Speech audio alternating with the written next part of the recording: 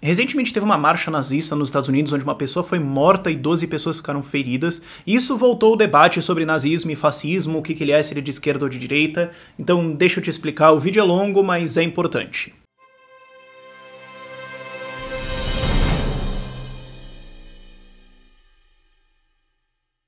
E não dá pra gente entender fascismo só pegando alguns pontinhos ou dizendo, esse cara falou isso, esse cara falou isso aqui, acabou. Não, tem que ser uma revisão filosófica e histórica um pouquinho maior. Então, a gente vai ter que começar em Platão e Aristóteles, calma, respira, a gente vai fazer um salto bem longo lá, já para os anos 1700 e pouco, mas Platão argumentou que o indivíduo não existe, ele é parte de uma coisa maior. As coisas que você acha que são reais são meras ilusões, o que existe de real mesmo está no campo das ideias, e o indivíduo ser uma coisa separada é uma mera ilusão, ele é na verdade uma parte de um todo maior. Essa é a base do coletivismo.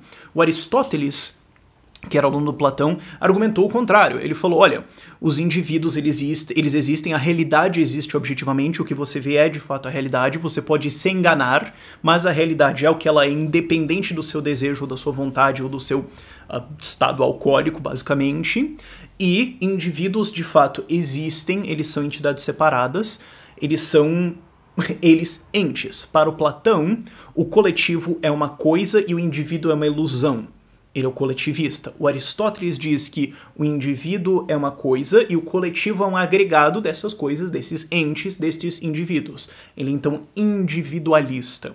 A tradição aristotélica cria o individualismo, cria o livre mercado, cria o capitalismo, e foi defendida por Tomás de Aquinas, foi defendida por Locke e inspirou a Revolução Americana, que eles dizem que o governo foi criado por eles, que o governo é criado pelos homens para proteger os direitos naturais das pessoas que existem independentemente da vontade ou da caneta de um governo. Ele não pode revogar, por exemplo, o seu direito à vida, e o governo serve para proteger isso, e se ele não fizer isso, é direito das pessoas destituir ele. Essa tradição também continuou, indo muito longe. Você pode pegar Thomas Jefferson, e depois você pode ir isso bem longe até Lysander Spooner, Herbert Spencer e Murray Rothbard, chegando à conclusão de que o Estado viola a ética porque ele viola os direitos naturais das pessoas, ele invade você, alegando o direito de governar você. Então a única coisa que realmente protege os seus direitos naturais são as instituições que você, como indivíduo, empodera com isso. Ninguém pode chegar e falar, eu vou defender você, e se você não gostar disso,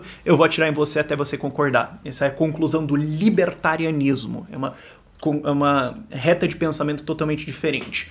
Do outro lado, a gente tem um pensamento de um cara, chegamos em 1700, ok? Chamado Hegel. Ele estava escrevendo no fim dos anos 1700, começo dos anos 1800, e ele defendia um argumento coletivista bem forte. O que ele dizia é que os indivíduos não existem, as coisas separadas não existem, isso é mera ilusão, eles são, na verdade, em fato, parte de um total único, que é o absoluto. Inclusive, uma coisa pode ser a negação dela mesma. A pode ser não a, você pode ser também não você. E no livro dele chamado Filosofia do Direito, em 1820, ele argumenta que uma pessoa é algo subordinado e, como tal, deve se dedicar ao ético maior. Então, se o Estado exige a sua vida, é o seu dever entregá-la. Ele também diz que todo valor que o humano possui, toda a sua realidade espiritual, ele possui apenas através do Estado. E ele também diz que o Estado possui um direito supremo contra o indivíduo, cujo supremo dever é ser membro do Estado. Você já vai vendo onde é que isso vai dar. O Hegel é o pai de todo o totalitarismo, e para ele o grupo é tudo, o indivíduo é nada. Isso é totalmente diferente da vertente individualista, liberal, libertária, que termina, vamos falar, no anarcocapitalismo. E o que é engraçado disso tudo é que o Hegel achava que é assim que o homem vai encontrar felicidade, porque o homem é livre, ele é feliz, ele é livre quando ele faz aquilo que ele quer. Porém, ele não sabe o que ele quer. O coletivo sabe o que ele quer, o Estado sabe o que ele quer, então ele é feliz quando ele é livre, quando ele faz o que o Estado quer que ele faça, mesmo que ele não saiba o que ele quer, porque o Estado sabe por ele. Então aí ele vai encontrar a liberdade. Olha só, é por isso que você consegue ter coletivistas de todo tipo e totalitários de todo tipo, dizendo que, na verdade, eles estão tentando agir pela felicidade dos indivíduos. Na verdade, eles estão dizendo, né, é que você é burro e você não sabe o que você quer, entendeu? E eu sei, então eu mando em você. É o que o Pondé fala do Rousseau, que ele fala, o Rousseau acreditava que você é perfeitamente livre pra fazer exatamente o que eu acho que você tem que fazer, entendeu? E daí você vai viver uma vida tão boa, tão bonita. E ele rejeita, o Hegel também, não Pondé, calma. O Hegel também rejeita uma ideia do Aristóteles, que é de que as coisas têm um telos, que é o que origina, em boa parte, a filosofia de lei natural. O Aristóteles dizia que as coisas têm um telos, elas têm uma propriedade intrínseca que é o que guia ela, que é guiada por leis determinadas pelo universo, independente da sua vontade ou não, que vão desenvolver aquela coisa. Então, por exemplo, o telos de uma noz é virar uma árvore. Se você colocar a árvore num ambiente em que ela é adaptado, um ambiente bom para ela, você pode dizer, ela vai se tornar uma árvore porque é aquilo que ela faz, é o telos dela, a teleologia. O Hegel rejeita a teleologia, ele fala, não, a história não é criada pela ação de indivíduos buscando, indivíduos teleológicos, indivíduos buscando resultado para as ações deles. Não. A história não é o resultado da ação de indivíduos, como defendem os liberais. A história é um movimento maior e mais forte que leva os indivíduos para frente, que leva a humanidade para frente, que leva o coletivo, porque os indivíduos nem existem, é só uma enganação, leva o coletivo para frente. E essa história é movida por um Geist, um espírito, uma manifestação da providência, que se manifesta de várias formas diferentes. Uma delas é através de grandes homens, como por exemplo Napoleão, ou César, ou Alexandre, que então tomam controle disso e vão levando a humanidade para frente, morra quem morrer no meio do caminho. E inclusive ele diz que essas pessoas, esses grandes homens, não podem ser alvos de julgamentos morais, porque eles estão sendo tomados pelo Geist, eles estão sendo motores da história, e o que eles fizerem foi feito. Assim como Platão, Hegel fala, cara, o tempo passa, a gente morreu, acabou, não interessa. Então, a morte de um indivíduo no caminho não é um problema, é só apenas, digamos, como um ser vivo vai descamando pele ao longo da vida dele. É natural, é parte da história dele, se caiu, caiu, dane-se. E, naturalmente, você já vai ver onde essa ideologia vai dar. A ideologia do Hegel criou duas vertentes, de maneira geral, que hoje são erroneamente chamadas de hegelianos de direita e hegelianos de esquerda. Eu digo erroneamente porque direita e esquerda no final só vai confundir todo mundo e você vai entender isso, ok? O ponto é, criou os jovens hegelianos, que depois inspirou o Marx, e criou também, você pode dizer, os hegelianos aristocratas, os hegelianos do status quo, que você pode dizer que é um pouco mais de direita, mas enfim, essa discussão não chega em lugar nenhum de se era esquerda ou direita. O fato é, os jovens hegelianos foram, entre vários deles, Bruno Bauer e Feuerbach, foram muito criticados no começo da carreira acadêmica de um certo sujeito chamado Marx, que estudou muito Hegel e chegou à conclusão que o Hegel tinha muita coisa certa, estava legal, mas ele estava de pontas cabeça, estava ao contrário, que o historicismo do Hegel, essa ideia de que a história é levada para frente, a história se move e leva as pessoas no meio do caminho, as pessoas não são nada, elas não movem a história, estava correto, mas não eram grandes homens e isso não era um idealismo, isso deveria ser movido, isso se movia pelo materialismo, pelas condições materiais de produção das pessoas e do coletivo, né, dos humanos, e da consciência de classe, da consciência dos trabalhadores dentro ali que fazia a história se mover. Então ele inverteu várias coisas do Hegel, mas ainda adotou vários componentes da filosofia hegeliana. Okay? Por isso que ele mantém o materialismo histórico e usa a dialética do Hegel, enquanto Hegel tem o historicismo idealista, dialético, enfim, vocês entenderam. Ele se baseia muito nisso. E, é importante lembrar, Marx não inventou o socialismo. A palavra já existia antes dele nascer, inclusive. O que ele fez foi uma nova interpretação do socialismo, que ele julgava ser a interpretação correta, baseado na filosofia do que veio antes dele, de Platão, Hegel, etc., consertando os erros para então mostrar eis o socialismo correto de como a sociedade vai andar. E ele acreditava que um movimento inexorável e imparável, não tem segura, cara, é o tratoraço, entendeu? Era um movimento na direção do socialismo e do comunismo. E é por isso que a galera socialista hoje, pelo menos os socialistas, você entendeu, socialistas, dizem que certas políticas são um atraso, ou são um regresso, ou é para trás, ou eles são progressistas, então eles estão querendo levar a história para frente na direção do comunismo.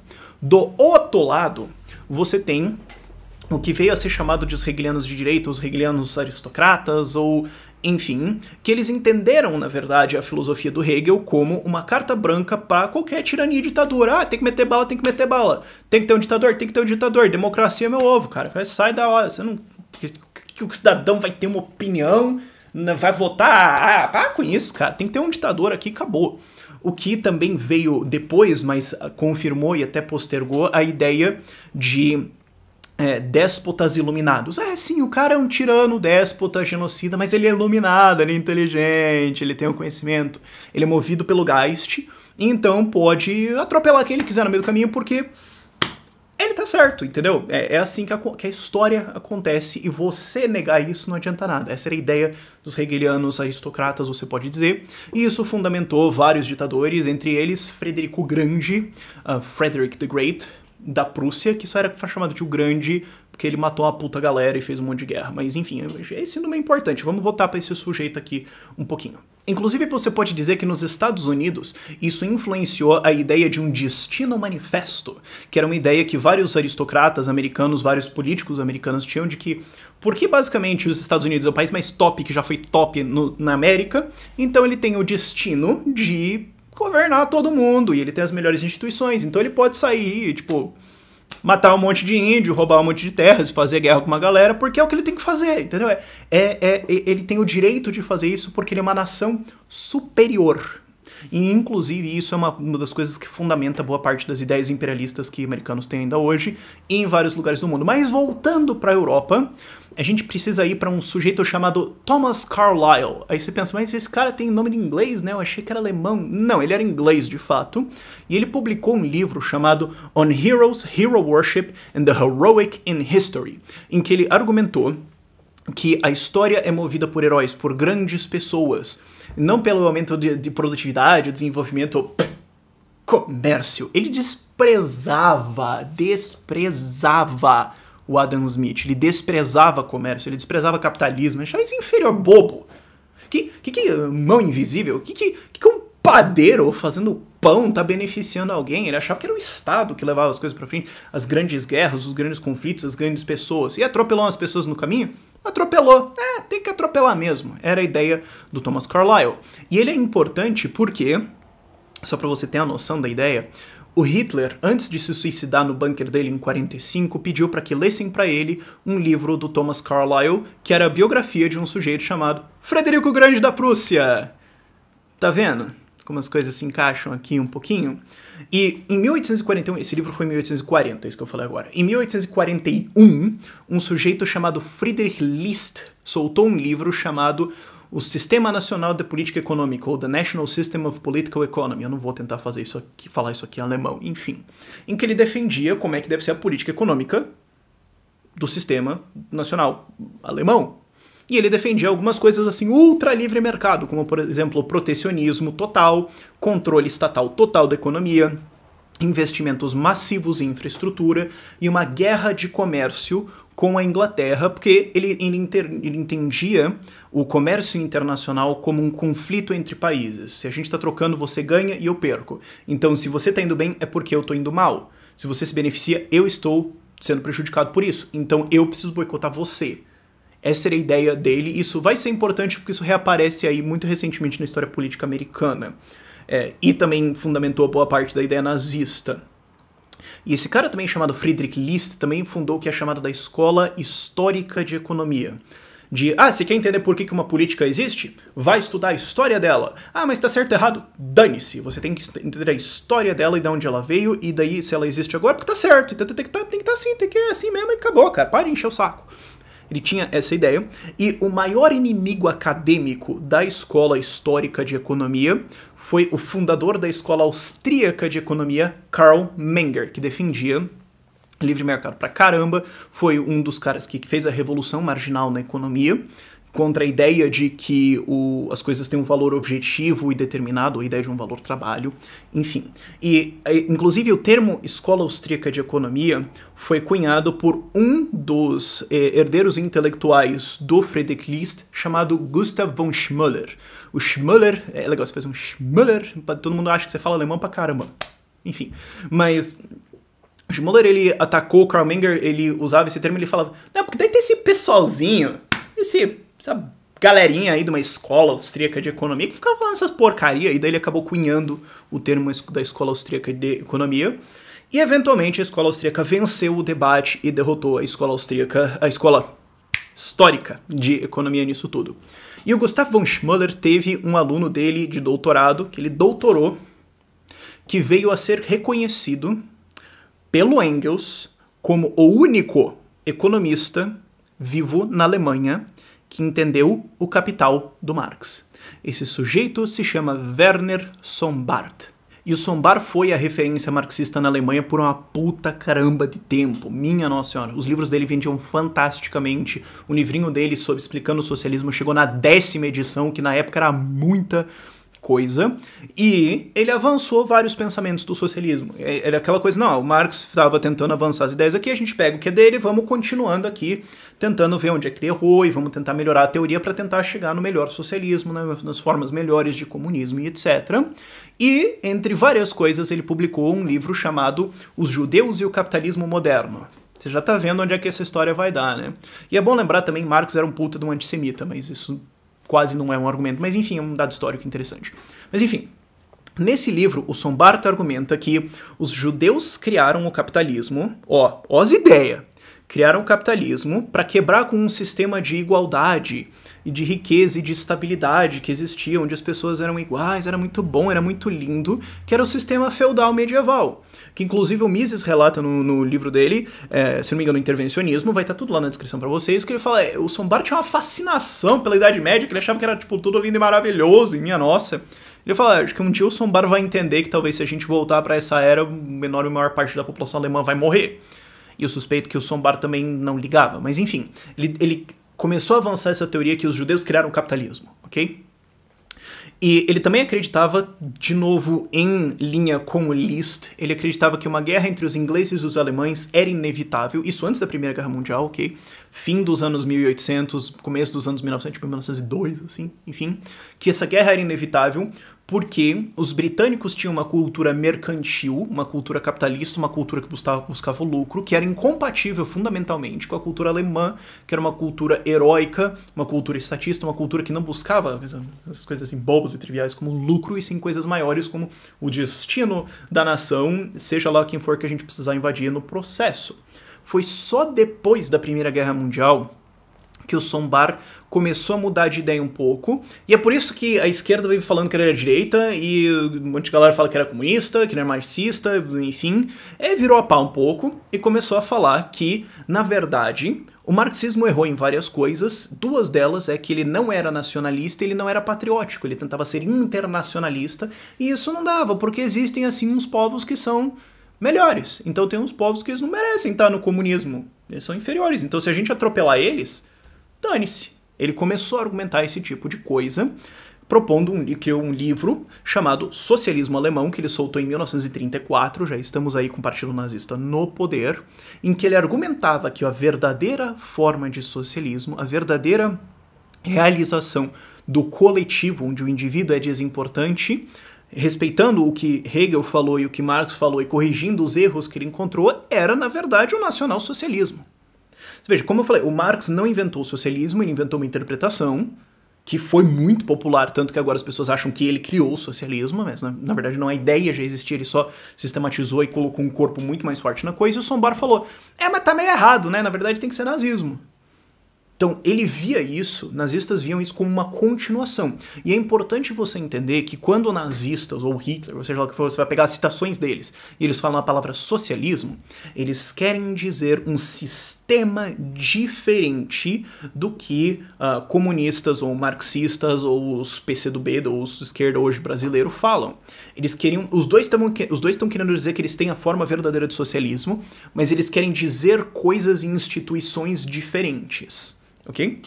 Mas eles continuam admitindo anticapitalismo, coletivismo, inferioridade de indivíduo, supremacia do Estado, controle total. E nessas coisas eles concordam, é só mais no como fazer. E nesse livro ele argumentou também que agora a história estava sendo tomada por um novo Geist, as pessoas estavam sendo tomadas por um novo Geist, referência ao Hegel, um novo espírito que estava levando eles para uma nova era de desenvolvimento econômico. Ele passou boa parte da vida dele ainda como marxista, criando teorias de quais eram os estágios da economia que a gente estava, e ele falou, agora tem um novo estágio, que é um novo Geist que está levando a gente para o fim da era econômica e o fim da era do que ele chamava de socialismo proletário. Ele fala, socialismo proletário é uma coisa besta, assim, tá errado, tá errado. Não tem... É um socialismo materialista, é um socialismo egoísta, é um socialismo que não tem Deus entre os seus valores, e agora a gente precisa ir por uma nova direção, uma evolução que é o nacionalsocialismo, como um avanço do socialismo. Ele alegava umas coisas assim muito fantásticas, como por exemplo que o Führer recebia ordens diretamente de Deus e que a economia devia ser totalmente planejada, porque afinal de contas, se você tá ouvindo Deus falar pra você, cara, né, você que tem que mandar, certo? E ele falava, acima de tudo, também que o espírito alemão era incompatível com o espírito inglês e com o espírito judeu, porque o espírito judeu era inerentemente capitalista. Daí que vem boa parte do ódio aos judeus, e já existe um forte antissemitismo na Europa também, mas ele colocou isso em cima também. Falou, por que a gente odeia os judeus? Porque eles são capitalistas. A gente odeia capitalismo, a gente odeia individualismo, odeia liberdades e direitos naturais, tem que ter Estado em tudo, e quem defende essas coisas, os judeus, então tem que tirar os caras também. E isso originou boa parte da ideologia nazista também. Tem várias outras contribuições, mas eu vou ter que parar por aqui porque são muitos pensadores, a gente pode ir isso ao infinito e além, mas o importante para você entender aqui é o que acontece. Nazismo e fascismo são ideologias coletivistas, Estado acima de tudo, indivíduo sem direitos, ele tem apenas o dever de ser um membro do Estado, e socialismo e comunismo acreditam nas mesmas coisas também. Okay? Nisso eles concordam muito, eles concordam em propostas coletivistas, eles concordam no historicismo, que a história se move independente da sua vontade, eles concordam no ódio deles contra o livre mercado, contra o capitalismo, contra a liberdade de contrato, contra o comércio, eles concordam muito nisso. O que eles discordam é o que move a história, para onde que ela vai, quem que a gente vai fazer isso, mas em metodologia muitas similaridades e também em execução, eles concordam na ideia da execução também muito. E também eu não sei como é que tem muita gente, como é que tem umas galera que conseguem olhar e falar, olha, Mises, que era judeu e defendia o capitalismo, era na verdade fascista ou nazista. Eu não sei da onde que a galera tira isso. Mas daí você me pergunta, mas então o fascismo, nazismo era de esquerda? Cara, isso é uma pergunta ruim. Porque é o seguinte, de onde que vem a ideia de esquerda e direita? Vem da État Générale, que era, ó, de novo, parece que você fala francês, mas não, é só pronunciar bonitinho, tá? Foi uma conferência para ver como é que vai ser a forma do Estado, basicamente, em 1789, na França, onde teve muita gente lá que veio dar suas opiniões. Aí no lado da esquerda aqui da patota, veio uma galera assim que defendia umas ideias assim comunistas, por exemplo, assim, a República. E do lado da direita ficou a patota do rei, a galera que defendia o rei, as instituições antigas, tal, o Estado antigo e tudo mais. Aí convencionou-se dizer que quem quer mudar a esquerda, quem quer ficar é a direita. Mas se você usar essa definição hoje, quem quer ficar na instituição, na Constituição, quer defender a Constituição, não quer a patota do rei, quer defender a lei, tá, vamos defender como é que é a coisa agora, e vamos manter, durante o impeachment podia ser a galera de esquerda, dos socialistas. E quem queria mudar e defender a república, e democracia, e voto, eram a galera de direita. Hã? O que aconteceu é que o sentido da palavra esquerda e direita foi muito fluido ao longo dos séculos, foi mudando para outras coisas e no final das contas hoje só confunde todo mundo. E quando você fala que alguma coisa é de esquerda ou de direita, você tá colocando ele quase sempre num bolo com um monte de coisas que esses caras discordam totalmente entre si e isso confunde todo mundo muito mais do que te passa qualquer nível de informação útil. Então eu sugiro que as pessoas, por favor, parem de falar em termos de esquerda e direita. Fascismo e nazismo eram ideais coletivistas, anti-indivíduo, anticapitalismo, anti-livre mercado, e eles tinham a ideia de ser antimarxistas porque eles achavam que eles eram a interpretação correta do marxismo, do marxismo não, do socialismo.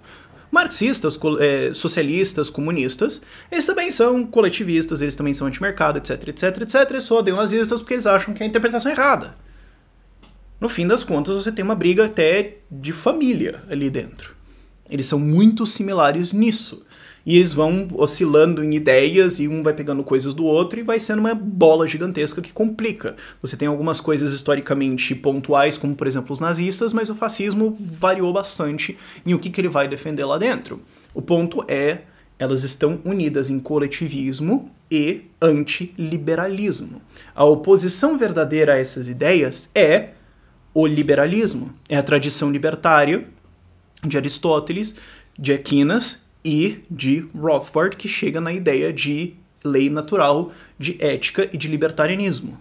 De que você tem a autoridade dentro de você, de que você tem o direito de conceder, de transferir, de autorizar alguém a defender você, mas que essa pessoa, outra, não pode chegar e mandar na sua vida sem o seu consentimento. Essa é a oposição verdadeira. o que tentam fazer é umas falácias assim de, ó, só existe duas posições políticas, tá? Então aqui você tem socialismo, que é de esquerda, e aqui você tem nazismo, que é de direita. E você tem liberalismo, que não é socialismo. Então, como só tem duas posições, ele tem que estar aqui na direita, junto com o nazismo. Logo, capitalismo é nazista. Tá vendo como você faz um pulo do gato retardado aí, consegue fazer uma salada argumentativa gigantesca? O fato é que, além dessas três vertentes, você tem várias outras vertentes políticas que definem várias outras coisas diferentes, com várias bases diferentes que você deveria entender e parar de tentar resumir tudo à esquerda e direita, porque só vai confundir todo mundo. Mas aí, por que o fascismo cresceu? Por que o nazismo cresceu? E por que ele tá voltando? E a resposta é duas: ideologia coletivista e medo. O fascismo cresceu na Europa porque já existia uma forte ideologia coletivista, não só a herança de Hegel, mas de vários outros pensadores, indo lá atrás para Platão. Ok? Então já era senso comum que não, o Estado manda, existem coisas superiores ao indivíduo, o indivíduo não devia ter assim, a opinião, direitos, essas coisas. Tanto que por isso que o Marx conseguiu fazer o socialismo, as ideias dele se difundirem bastante, porque boa parte do que ele usava como base intelectual já era dado como senso comum, nomeadamente coletivismo e historicismo. Algumas coisas precisavam ser mudadas, mas não era uma ideia inteiramente diferente do que existia na Europa. Então nesse sentido ele conseguiu ir muito bem. Agora, também as ideias fascistas, porque elas vêm das mesmas interpretações. Você pode ter um debate lá dentro, mesmo que seja estranho você imaginar um comunista e um fascista debatendo. Enfim, o fato é, o segundo fator é medo. Até a Rússia fazer a Revolução Russa, até a Terceira Internacional, onde foi proclamado pelos comunistas que é válido você fuzilar todo mundo que discorda de você e tudo bem, existia muito forte dentro do movimento socialista, não vou dizer todo ele, mas uma ideia de democracia, de que tem que ter liberdade para debate, tem que ter liberdade de ideias, tem que ter liberdade de opinião, tem que ter outros partidos para poder votar, a gente tem que vencer na urna, a gente tem que tomar o poder, sim.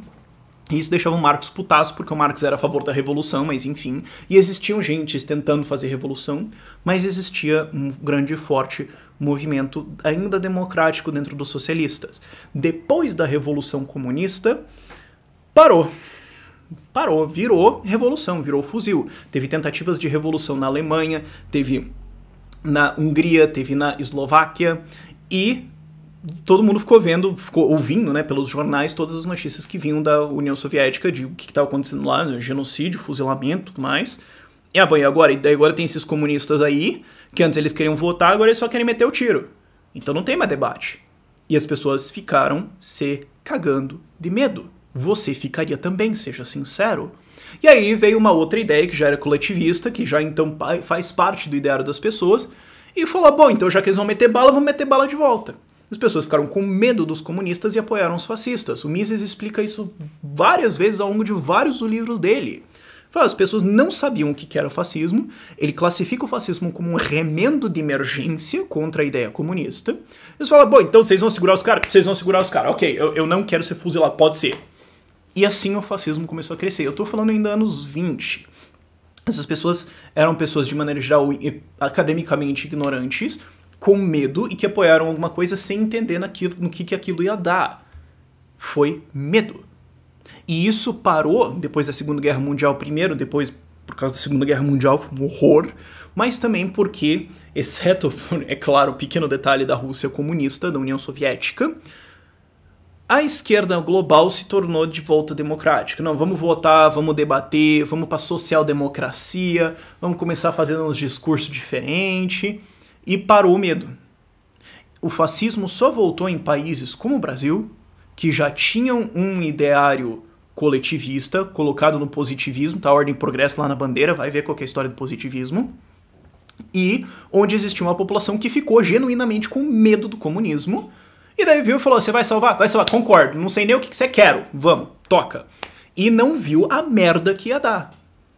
Se enganou, se foi tomado pelo medo de uma força militar que queria, de fato, matar a gente, e aceitou a primeira coisa que entrou na porta.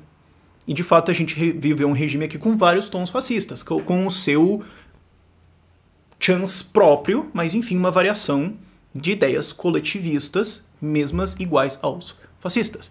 E agora, o que está rolando nos Estados Unidos? O mesmo processo. Para ser muito largo nos anos, a A esquerda voltou a se radicalizar nos últimos 5, 10 anos nos Estados Unidos, com o discurso de se você discorda de mim, você é um opressor que deveria ser preso por ter sua opinião.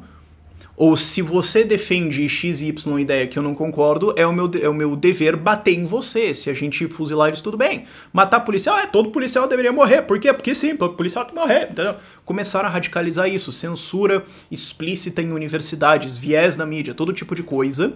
E é importante lembrar, o Bernie Sanders defendeu a Venezuela. O Jeremy Corbyn, o presidente do Partido Trabalhista Britânico, até hoje defende a Venezuela. As pessoas ficaram com medo e ignorantes acadêmicas, com ideias coletivistas e com medo, votaram numa reação que tinha muitos tons fascistas e eu tomei muita bala durante a eleição do Donald Trump de falar que ele tinha, sim, muitas ideias fascistas. Deixa eu falar, ele defende ideias fascistas. Ele é um fascista? Não, acho que é besta demais pra isso. Mas as ideias que ele defende são: comércio internacional é uma guerra, porque a China, porque o México fica roubando nossos empregos, nossa indústria, a gente tem que ir lá e ganhar, a gente tem que ganhar, porque nós estamos perdendo, e nós temos que ganhar deles. Como é que a gente vai ganhar deles? Ele tá falando agora, no momento, segunda-feira, falando sobre lançar uma guerra comercial contra a China. Isso vai empobrecer os dois lados, mas ele não acha isso. Mesma coisa. Segunda coisa, eu vou fazer a América grande de novo. Primeiro, a América que se dane, tem os indivíduos. Segundo, o que você vai fazer? Você é um nada. Nenhum indivíduo tem a capacidade de levar uma nação pra frente. Só se você for abrir uma empresa, empregar gente, gerar riqueza, aí sim. Mas não, ele tá falando disso. Inclusive ele tá saindo do setor privado para ir trabalhar no governo. Mas é um indivíduo que vai levar a história pra frente, levar a nação pra frente no seu destino de... Eu já vi essa história em algum lugar, né, coiada? Ah, que mais?